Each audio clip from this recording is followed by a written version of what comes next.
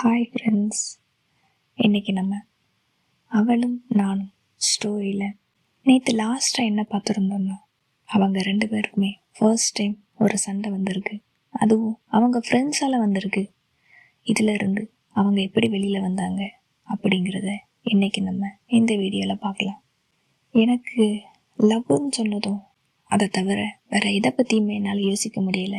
என்னோடய ஃப்ரெண்ட்ஸு சொன்ன ஒரு வார்த்தை அது மட்டும்தான் மைண்டில் ஓடிட்டே இருந்தது. லவ், ரதி லவ் பண்ணுறா, அது ஒரு பையனை லவ் பண்ணுறா அப்படின்னு சொன்னதை என்னால் தாங்கிக்கவே முடியலை. ரதி வீட்டுக்கு வந்ததும் ரொம்பவே ஆசையாக எனக்கு கால் பண்ணான். ஆனால் நான் அந்த கால் அட்டன் பண்ணவே இல்லை. அவகிட்ட இருந்த கால் வந்துக்கிட்டே இருந்துச்சு. அதுக்கப்புறம் மெசேஜ் பண்ணா, உனக்கு என்னாச்சு, ஏன் என்னோட கால் எடுக்க மாட்டேங்கிற, உனக்கு என் மேலே எதுவும் கோவமா, பதில் சொல்லு, என்னாச்சு உனக்கு, நீ ஓகே தானேன்னு சொல்லி மெசேஜ் என்னோடய ஃபோனுக்கு வந்துக்கிட்டே இருந்தது. டொயின் டொயின் டொயின்னு ஒரு சவுண்டு வந்துக்கிட்டே இருந்தது. என்னோட ரிப்ளை இல்லைன்னு அவள் கொஞ்சம் பயந்துட்டா. அவளுக்கு என்னாச்சோ, இல்லை நான் இப்படி இருக்க மாட்டேலேன்னு அவளுக்கு ஒரு பயம். அது எனக்கு தெரிஞ்சதும், நான் நல்லா தான் இருக்கேன், நான் இப்போ கொஞ்சம் வெளியில் இருக்கேன், இப்போ என்னால் பேச முடியாதுன்னு சொல்லி ஒரு டெக்ஸ்ட் மட்டும் பண்ணேன். அடுத்த நாள் காலையில் காலேஜுக்கு போகணும். அவளும் நேற்று ஒரு நாள் பார்க்கல. ஸோ அதுக்காக ரொம்பவே ஆசையாக என்னை பார்க்குறதுக்காக வந்தா. நான் அவளை கண்டுக்காம என்னோடய ஃப்ரெண்ட்ஸ்கிட்டே தான் பேசிகிட்டு இருந்தேன். பிரேக் டைமில் என்னையும் பார்த்தா, அப்பவும் நான் அவளை பார்க்கல. லஞ்ச் பிரேக்கில் பேசலாமான்னு பார்த்தா, அப்பவும் அதுக்கான சுச்சுவேஷனை நான் அவளுக்கு கொடுக்கவே இல்லை. சரி ஈவினிங்காச்சும் பேசலாமான்னு வெயிட் பண்ணி என்கிட்ட பேச வந்தா. அப்போவும் நான், அம்மா என்னை தேடுவாங்க, சீக்கிரம் வர சொல்லியிருக்காங்க, நான் போகிறேன்னு சொன்னேன். அவள் என்னை ரொம்ப ஃபோர்ஸாக பிடிச்சி, உனக்கு என்னாச்சு, நானும் நேற்றுலேருந்து பார்த்துட்ருக்கேன், நீ என்ன நினச்சிக்கிட்டு இருக்க, எதுக்கு என்கிட்ட பேச மாட்டேங்கிற, உண்மையை சொல்லு, உனக்கு என்னாச்சு அப்படின்னு என்கிட்ட கேட்டா. எனக்கு எதுவும் இல்லை, இப்போ நான் போகணும், என்னை விட புரியா இல்லையான்னு நான் கேட்டேன். இப்போ எனக்கு சொல்லாமல் நீ இங்கேருந்து போகக்கூடாது, நான் உன்னை விட மாட்டேன்னு என்னை போக விடாமல் வழியை மறிச்சிட்டு நின்னா. நானும் வேறு வழியே இல்லாமல் அவகிட்ட சொன்னேன், உன்னோட ஸ்கூல் லைஃப்பில் என்ன நடந்துச்சு, நீ ஏன் அதை பற்றி என்கிட்ட சொல்லவே இல்லை, நீ ஏன் அதை என்கிட்ட இருந்து மறைக்கணும், எல்லாமே சொல்லுவல்ல, காலையிலேருந்து நைட்டு வரைக்கும் நீ என்ன பண்ண எல்லாமே சொன்னேன். அப்படி இருக்கும்போது அந்த ஒரு விஷயத்த மட்டும் உன்னால் எப்படி என்கிட்ட மறைக்க முடிஞ்சுது, நீ ஏன் சொல்லலைன்னு அவகிட்ட கேட்டேன். அப்போவும் அவளுக்கு அது புரியவே இல்லை. நான் என்ன மறைச்சேன், நீ எதை பற்றி கேட்குற, எனக்கு புரியவே இல்லைன்னு சொன்னான். அதுக்கு நான், நீ ஸ்கூல் படிக்கும்போது +2 ஒரு பையனை லவ் பண்ணியாமே, அதை ஏன் என்கிட்ட சொல்லலைன்னு கேட்டேன். அவளுக்கு அப்போ தான் புரிஞ்சுது, அதை ஏன் நீ என்கிட்ட சொல்லலைன்னு. நான் சொல்லிட்டேன், இப்போ உனக்கு போதுமா, இப்போ நான் போகவான்னு சொல்லி அங்கேருந்து வேகமாக கிளம்பி வீட்டுக்குமே வந்துட்டேன். வீட்டுக்கு போனதும் ரதி மறுபடியும் கால் பண்ணா, உனக்கு என்ன ஆச்சுடி, நீ இந்த மாதிரிலாம் பண்ண மாட்டியே, நான் சொல்கிறத கேளு, நான் எந்த தப்புமே பண்ணலை, என்னை தயவு செஞ்சு நம்புடி, உன்னோட ஃப்ரெண்ட்ஸு தான் வேணும்னே இந்த மாதிரிலாம் பண்ணுறாங்க, நீ அவங்க பேச்சை கேட்டுட்டு என்கிட்ட சண்டை போடாத, உனக்கு அப்படி எந்த ஒரு சந்தேகம் இருந்தாலும் நீ என்னோடய ஃப்ரெண்ட்ஸுக்கிட்டே கேட்டுப்பாரு, எதை பற்றியுமே நீ விசாரிக்காம இப்படி ஒரு தண்டனையை எனக்கு கொடுக்காத, எனக்கு ரொம்பவே கஷ்டமாக இருக்குது, என்னால் உன்கிட்ட பேசாமலாம் இருக்க முடியாது, நீ என்கிட்ட எவ்வளோ வேணால் சண்டை போடு, ஆனால் பேசாமல் மட்டும் இருக்காத, நீ பேசாமல் இருக்கிறத என்னால் தாங்கிக்க முடியாது, தயவு செஞ்சு என்கிட்ட பேசுடின்னு சொல்லி ரொம்பவே கெஞ்சிட்டு இருந்தா. நான் ரதி பேசின எதுக்குமே பதிலே பேசலை. அப்போ தான் நான் யோசிக்க ஆரம்பித்தேன், என்னோடய ஃப்ரெண்ட்ஸு இதை பண்ணக்கூடியவங்க தான். ஏன்னா அப்போ தான் ஒரு 2 days முன்னாடி சிஃபானா பர்த்டே நாங்கள் செலிப்ரேட் பண்ணோம். அன்னைக்கு ஈவினிங் நிஷா அவளோட வீட்டுக்கு போயிட்டு ஒரு கிஃப்ட்டுமே கொடுத்துருக்கா. அதை சிஃபானா ஃப்ரெண்ட்ஸுக்கிட்ட உண்மையாக இருக்கணுங்கிறதுக்காக இவங்கக்கிட்ட வந்து சொல்லியிருக்கா. சொன்னது தான் அந்த நிமிஷத்துல இருந்து என்னோடய ஃப்ரெண்ட்ஸு யாருமே சிஃபானாக்கிட்ட பேசுகிறதில்ல. அவளும் அழுது கெஞ்சி பார்த்தா பேசவே இல்லை. அதுக்கப்புறம் இனி நான் நிஷா கிட்ட பேசவே மாட்டேன் அப்படின்னு சத்தியம் பண்ணி கொடுத்தா. அதுக்கப்புறம் தான் என்னோடய ஃப்ரெண்ட்ஸே பேசினாங்க. இப்போ எனக்கு அந்த விஷயம் ஞாபகத்துக்கு வந்துச்சு. நான் பண்ண தப்பு எனக்கு புரிஞ்சுது. ஃப்ரெண்ட்ஸு சொன்னதை மட்டுமே கேட்டுட்டு நான் ரியாக்ட் பண்ணியிருக்கக்கூடாது. அது என்னோட தப்பு. ரதி சைடும் என்ன நடந்துச்சு அதை பற்றியும் நான் தெரிஞ்சுக்கிட்டு தான் எந்த ஒரு முடிவாக இருந்தாலும் எடுத்துருக்கணும். அடுத்த நாள் காலேஜ் ஓப்பன் ஆனதும் நான் நேராக ரதியோட ஃப்ரெண்டை பார்க்க போனேன். அவகிட்ட என்ன நடந்துச்சு, என்னோடய ஃப்ரெண்ட்ஸு உங்ககிட்ட வந்து என்ன கேட்டாங்க அப்படின்னு கேட்டேன். அதுக்கு அந்த பொண்ணும் சொன்னான், உன்னோட ஃப்ரெண்ட்ஸு தான் ரதி ஸ்கூலில் என்ன பண்ணா, ரதியை பற்றி ஏதாவது தெரியுமா என்ன ஏதுன்னு என்கிட்ட கேட்டாங்க. லவ் ஏதாவது அந்த மாதிரி இருந்ததான்னு என்கிட்ட கேட்டாங்க. நான் அந்த மாதிரியெல்லாம் எதுவும் இல்லை. ஆனால் ரதி பின்னாடி ஒரு பையன் சுற்றுனான்னு மட்டும்தான் சொன்னேன்.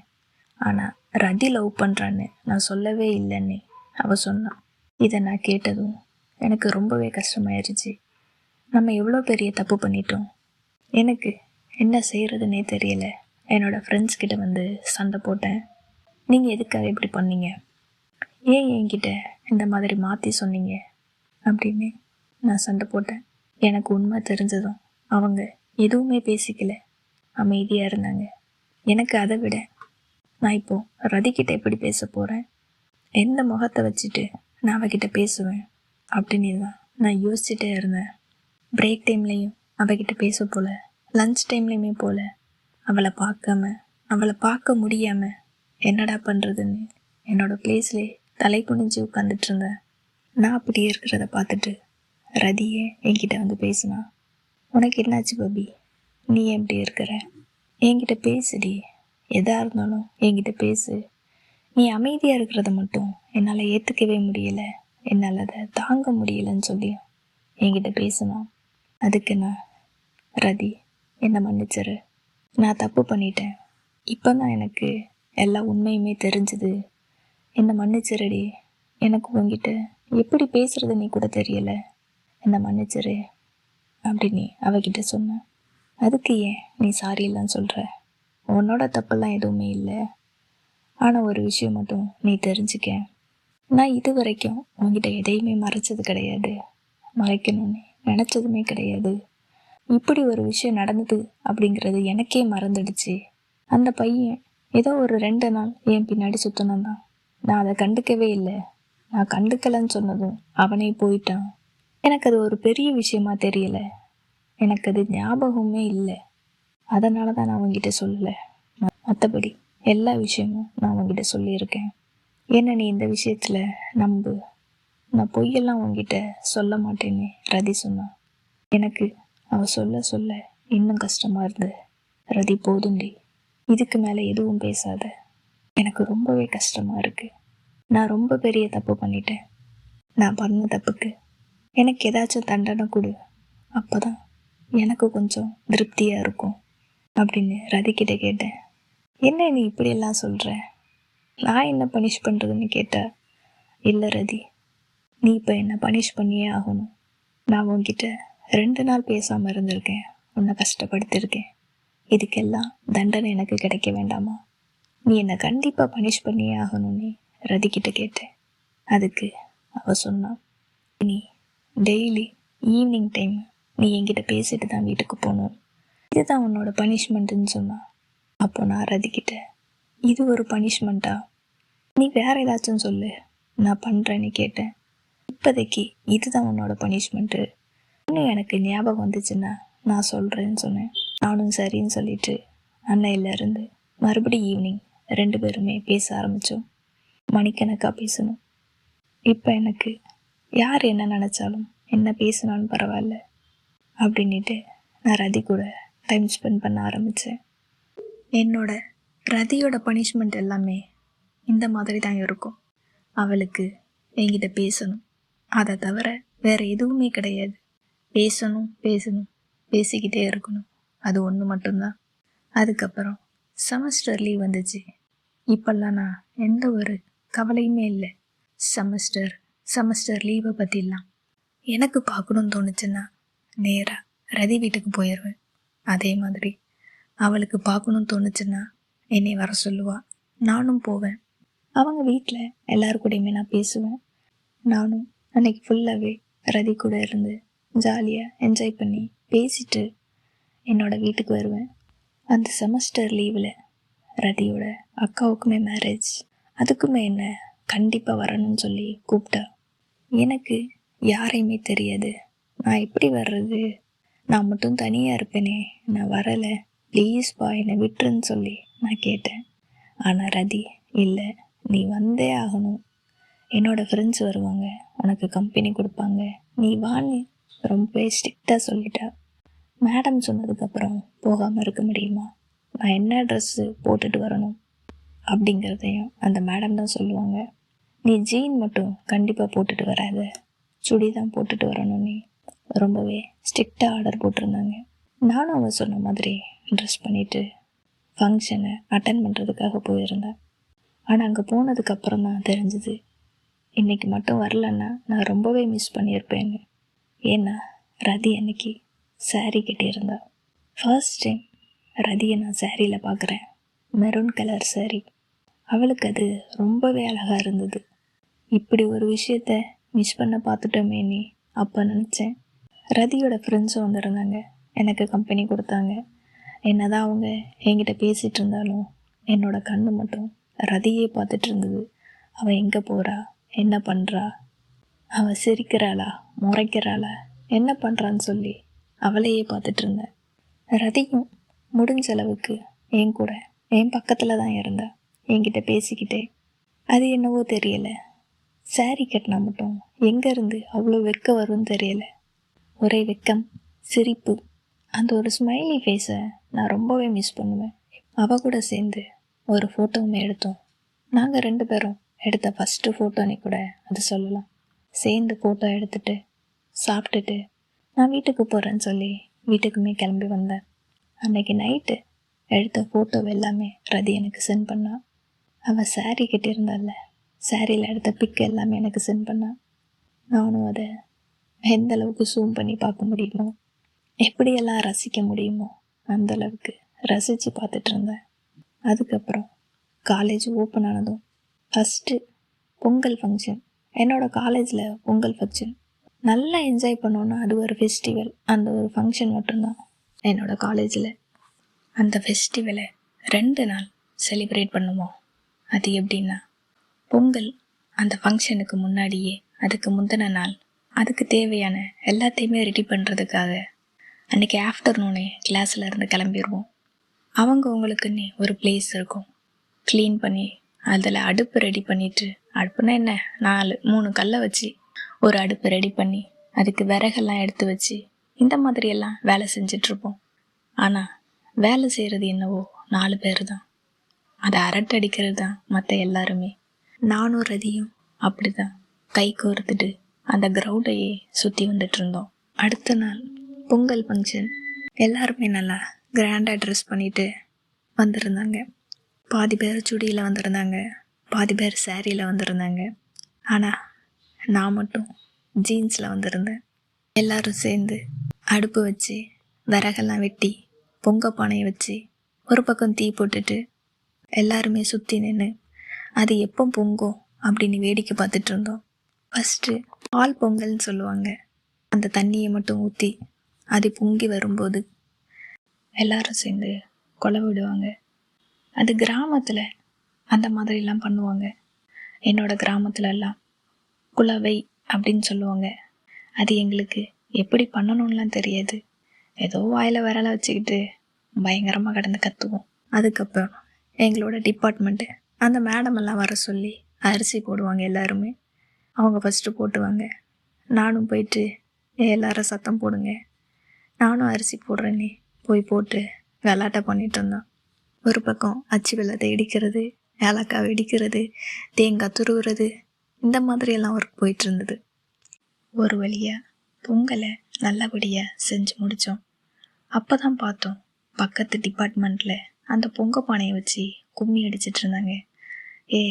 நம்மளும் அதை பண்ணலான்னு சொல்லி பொங்க பானையை தூக்கி சென்டராக வச்சு சுற்றி ஒரு 15 பேர் இருப்பாங்க. எல்லாரும் சேர்ந்துக்கிட்டு நம்மளும் கும்மி அடிக்கலான்னு கடந்து அடித்தோம். அப்போ என்ன பாட்டு தெரியுமா என்னோடய ஃப்ரெண்ட்ஸ் பாடினாங்க, ஊரோரம் புளிய மரம் உசுப்பி விட்டா. அந்த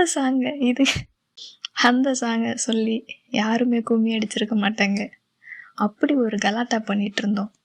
ரொம்பவே என்ஜாய் பண்ணதுன்னா அதுதான்.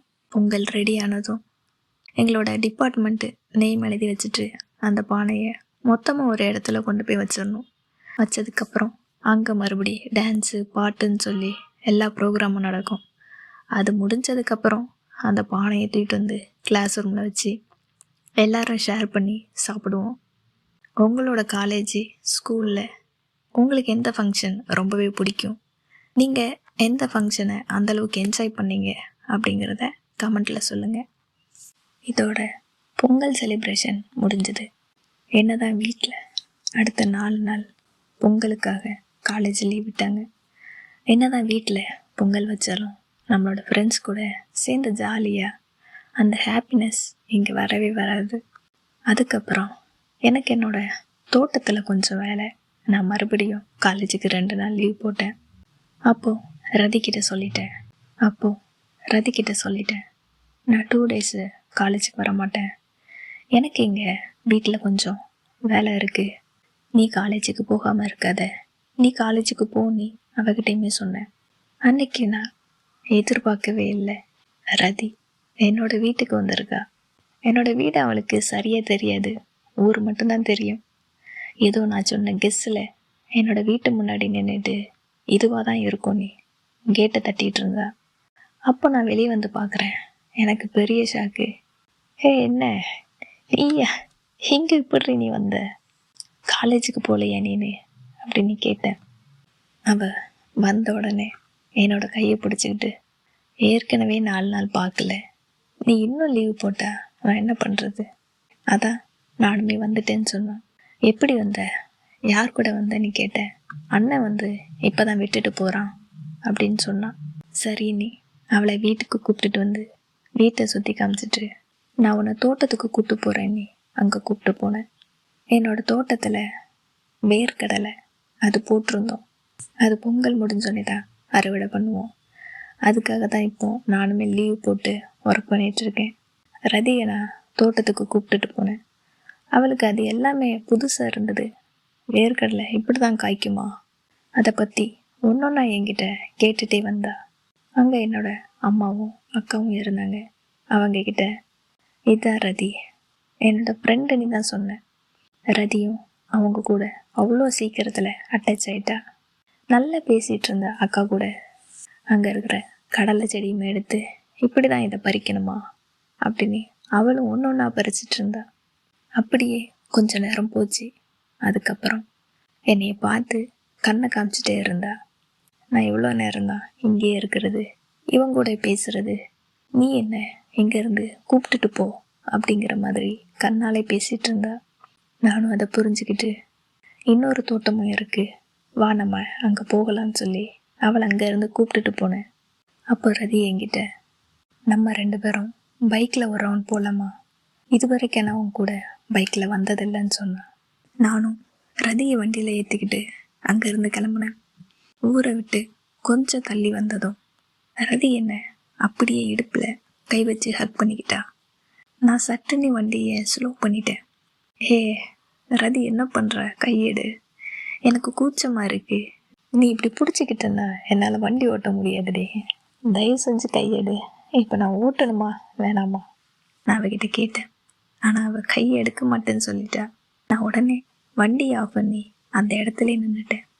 எனக்கு கூச்சமாக இருக்குது, என்னால் வண்டி ஓட்ட முடியல, நீ கையெடு அப்படின்னு அவகிட்ட சொன்னேன். சரி, நீ கையையுமே எடுத்தா. மறுபடியும் வண்டியை ஸ்டார்ட் பண்ணி போயிட்டுருந்தேன். இப்போ அவளோட கையை என்னோடய ஷோல்டரில் வச்சுக்கிட்டு வந்துட்டு இருந்தா. 2 ரவுண்டு பைக்கில் சுற்றிட்டு வீட்டில் கொண்டு வந்து வண்டியை விட்டுட்டு, வான ஒன்று இன்னொரு தோட்டத்துக்கு கூப்பிட்டு போகிறேன்னு சொன்னேன். ரதியோட ஆசை இன்னொன்று இருந்தது. என்னோட கையை பிடிச்சிக்கிட்டு ஒரு லாங் வாக் போகணும்னு ஆசைப்பட்டா. நாங்கள் 2 பேரும் மறுபடியும் கையை பிடிச்சிக்கிட்டு அந்த தோட்டத்துக்கு நடந்து போயிட்டுருந்தோம். அப்போ ரதி என்ன நினச்சேன்னு தெரில, நம்ம இந்த இடத்துல கொஞ்ச நேரம் இங்கே உட்காந்துட்டு போகலான்னு 2 பேருமே உட்காந்துருந்தோம். ரதி என்னோட மடியில் படுத்திருந்தா. நான் பேச போனேன். நீ எதுவும் பேசாத, அமைதியாக இரு, நான் கொஞ்ச நேரம் இப்படியே இருந்துக்கிறேன்னு சொன்னா. அப்போது எனக்குமே புரிஞ்சுது, ரதி வீட்டில் என்ன சொல்லிட்டு வந்தான்னு தெரியல. ஏதோ சண்டை கண்டிப்பாக நடந்திருக்கும். அதனால தான் அவள் இப்படி இருக்கான்னு எனக்குமே புரிஞ்சுது. நானும் எதுவுமே பேசாமல் அமைதியாக அவளோட தலையை கோதி விட்டுட்டு அப்படியே இருந்தேன். நல்ல காற்றடிச்சிது. எங்கே பார்த்தாலும் பச்சை பச்சைன்னு அழகான மரங்கள். எங்களை சுற்றி அந்த கடலை தோட்டம். அதுக்கு சென்டராக நாங்கள் 2 பேருமே. அப்போ சடனாக அவளோட ஃபோன் ரிங் ஆச்சு. அவங்க அண்ணன் தான் கால் பண்ணாங்க. கால் பண்ணதும் ரொம்பவே பயத்தோட ஃபோன் எடுத்தா. நீ எப்போ வருவ நீ? அவங்க அண்ணன் கேட்டிருப்பாங்க போல. ரதி பயத்தில் இந்த கிளம்பிட்டேன், நீ இப்போவே வா, நான் வர்றேன்னு சொல்லிட்டா. அதுக்கப்புறம் இப்போவே போகணுமான்னு அவளுக்கு கொஞ்சம் கஷ்டமாக இருந்துச்சு. நீ எதுக்கு அப்படி சொன்ன? ஒரு 1 hour கழிச்சு வர சொல்லியிருக்கலாம்லான்னு நானுமே கேட்டேன். இல்லை, நான் பயத்தில் ஏதோ உளறிட்டேன்னு சொன்னான். சரி பரவாயில்ல, நம்ம வீட்டுக்கு போவோம். நீ அங்கேருந்து ரதியை கூப்பிட்டுட்டு போனேன். நாங்கள் வீட்டுக்கு போகையும் கரெக்டாக அவங்க அண்ணனுமே வந்தாங்க. வந்ததும் ரதி அவங்க அண்ணன் கூட பைக்கில் கிளம்புனா. இன்றைக்கி நம்ம இந்த ஸ்டோரியை இதோடு முடிச்சுக்கலாம். இதுக்கப்புறம் ஃபைனல் இயர் என்ன நடந்துச்சுன்னு இன்னொரு வீடியோவில் நான் கண்டிப்பாக உங்களுக்கு எல்லாத்தையுமே சொல்கிறேன். உங்களோட ஷேர் பண்ணுறதுக்கு எனக்கு அவ்வளோ விஷயங்கள் இருக்குது. ஆனால் தப்பான நேரத்தில் இந்த கதையை நான் உங்ககிட்ட எடுத்துகிட்டு வந்துட்டேன்னு நினைக்கிறேன். அதனால் சில விஷயங்களை இன்னுமே கிளியராக சொல்ல முடியலை. என்னோட பிஸி டைமில் என்னால் முடிஞ்சதை இன்ட்ரெஸ்டிங்காக என்ன இருக்கோ அதை மட்டும் நான் இப்போ சொல்லிகிட்ருக்கிறேன். இதுக்கப்புறம் வீடியோ என்னால் ரெகுலராக பண்ண முடியாது. ஒரு நாள் விட்டு தான் வீடியோ வரும். நீங்கள் எல்லாரும் என்னை மன்னிக்கணும். மறுபடியும் ஃப்ரீ ஆனதுக்கப்புறம் நம்ம ரெகுலராகவே வீடியோ போடலாம். இப்போ நான் கிளம்ப வேண்டிய நேரம் வந்துருச்சு. தேங்க்யூ.